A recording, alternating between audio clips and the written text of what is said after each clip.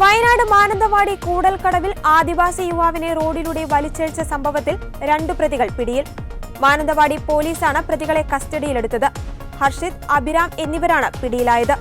വിഷ്ണു, നബീൽ എന്നിവരെയാണ് ഇനിയും പിടികൂടാനുള്ളത്.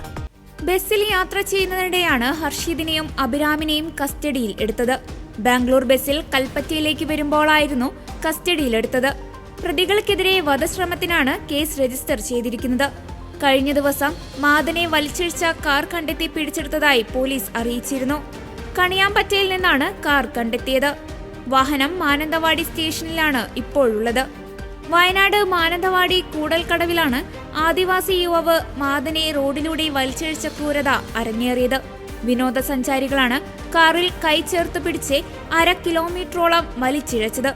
കൈക്കും കാലിനും ശരീരത്തിന്റെ പിൻഭാഗത്തും സാരമായി പരിക്കേറ്റ ആദിവാസി യുവാവ് മാദനെ മാനന്തവാടി മെഡിക്കൽ കോളേജ് ആശുപത്രിയിൽ പ്രവേശിപ്പിച്ചിരിക്കുകയാണ്. വധശ്രമത്തിനാണ് പോലീസ് കേസെടുത്തിരിക്കുന്നത്. ചെക്ക് ഡാം കാണാനെത്തിയ യുവാക്കൾ കൂടൽക്കടവിൽ വെച്ച് മറ്റൊരു കാർ യാത്രക്കാരുമായി വാക്കുതർക്കം ഉണ്ടായി. ഇതിൽ ഇടപെട്ട നാട്ടുകാർക്ക് നേരെയായി പിന്നീട് അതിക്രമം.